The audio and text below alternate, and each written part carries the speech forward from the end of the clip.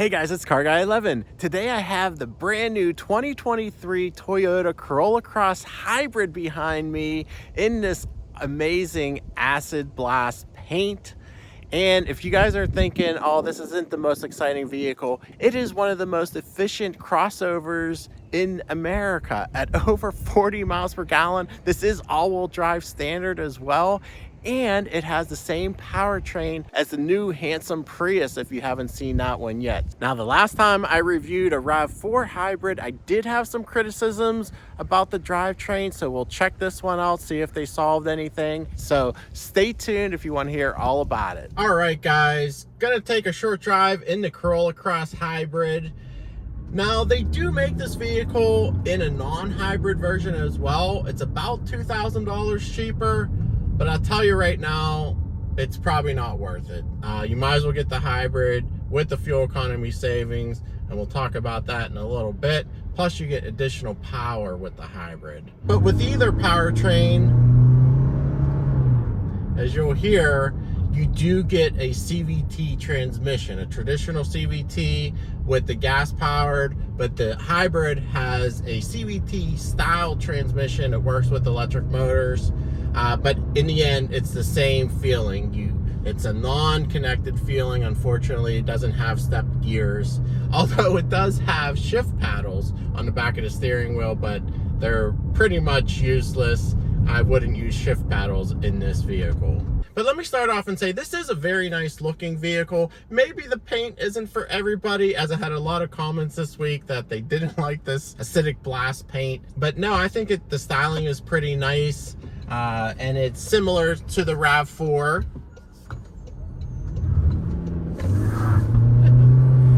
All right, just pulling out from that right-hand turn, you may have heard the front wheel slipped. And that is because, unfortunately, with these hybrid systems that Toyota makes, although it's all-wheel drive, the rear is an electric motor only, while the front is electric motor and the gas engine. And there is a power difference. The front is way more powerful with both powertrains than the rear motor. The rear motor is only about 40 or so horsepower.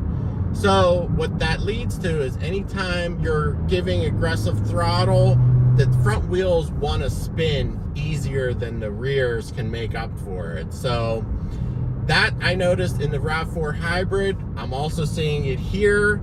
I haven't been in the gas-powered Corolla Cross. That does have a mechanical connection between the front and rear wheels, so potentially it will do better. Plus, it's less powerful. But just so you know, that is an issue still in these Toyota hybrid systems. Now, when you do give it full throttle, you do get some nice motivation. This is 194 horsepower between electric and gas motors, and it doesn't give a torque rating, but probably very similar torque ratings as well. Now, the gas-powered model is about 30 horsepower less, and you're probably going to want that 30 horsepower, not going to lie. Even with this 196 horsepower, it 0 to 60 is just under 8 seconds. So we'll punch it here to stop. I felt the front wheels grappling for traction. But as you can hear, it does have that constant whine of no gears of a CVT style transmission. Start off. Again, the front wheels spun when I launched from that slight right-hand turn. Now, you will enter EV mode anytime you're off throttle or coming to a stop, which is nice. In fact, I'm in EV right now. There is an indication on the dash. Now, when you start off from a stop, you are in EV mode for a little bit. Unless you give it too much throttle, the gas engine will kick in. Now, the brakes also have a little bit of a unnatural feel because it is doing regen, and you can see that in the dash gauge, which is pretty nice. But all of that will give you excellent fuel economy, and that is basically the all-star feature of this vehicle. I'm getting over 35 miles per gallon. It is quoted at 42 miles per gallon combined. Now my driving isn't the most fuel efficient likely, and it is fall winter here, so there have been some remote starts. Now even though it's a hybrid, it uses the gas engine for heat, so that will use more fuel in the cold weather months, because it is going to have to warm the engine up completely before it starts turning it off for EV use. Now the ride is excellent in this vehicle. It soaks up the bumps well, and the XSE version, which I'm in today, has sport tuned suspension, so it's a little bit tighter, and I think it's adequate for your back roads. Coming around this bend here, yeah, not bad. It's a little bit soft, but like I said, it handles well. I'm not too worried about that. The steering is very light and doesn't have a lot of feel, unfortunately, but I guess that's pretty typical in this type of vehicle. Now the interior is pretty nice. It does have the new infotainment system with wireless CarPlay and Android Auto, and that has worked well throughout this week. So another nice thing about Toyota, they include all of the safety features, and in the Corolla Cross it gets the latest Safety Sense 3.0, which actually does lane tracing, so it keeps you in the center of the lane, in addition to the adaptive cruise control, which is awesome. And as you can see here, it is following the lane line perfectly. It's slowing up for the car in front. It does give you a warning to touch the steering wheel every few seconds, which is normal. This isn't a hands-off the wheel system, but I just wanted to demonstrate that for you. And we have a curve coming up here. Let's see how it does. Yep, tracks it well, no problem, even with an exit ramp.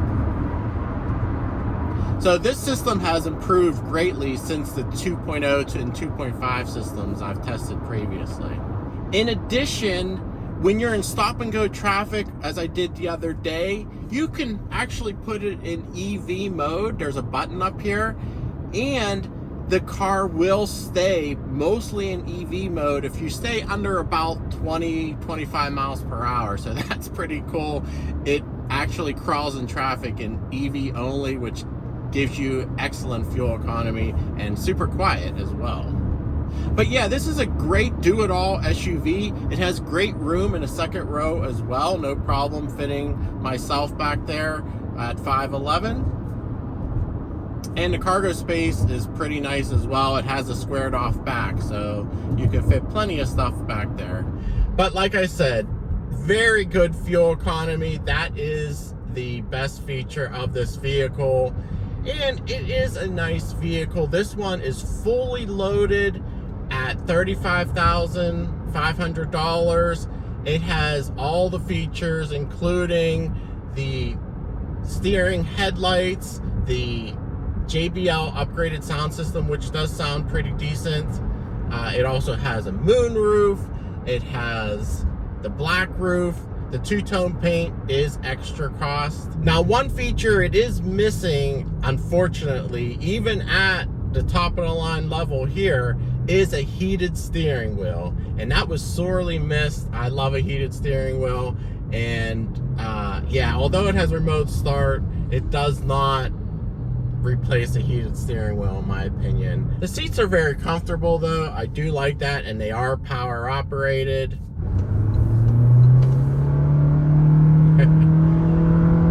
And again, when you're on heavy acceleration, you do get that drone, unfortunately, from the engine. And that is something that I'm not a fan of these Toyota hybrid systems. But they do produce the fuel economy. Now, there is a new Toyota hybrid system, the Hybrid Max. I haven't been in yet, but they do have stepped gears in that system. So I'd like to try that one out eventually.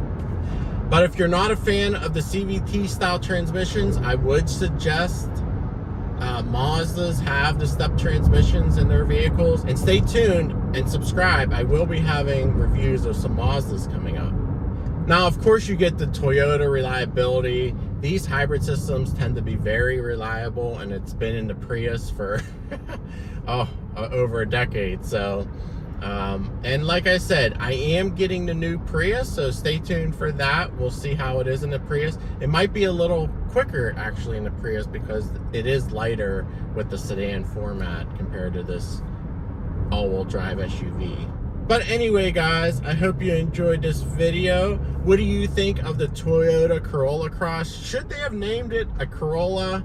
I guess they tried to get the name recognition from the Corolla lineup, but kind of wish they didn't extend it into an SUV, especially because the Corolla itself, their hybrid system does not match the power. It's actually a different powertrain in the Corolla Hybrid. This matches up with the Prius Hybrid powertrain wise. So comment below if you tried the new 2023 Corolla Cross Hybrid or regular version. Thanks for watching. Please give it a thumbs up, subscribe for more, and we'll see you in the next video.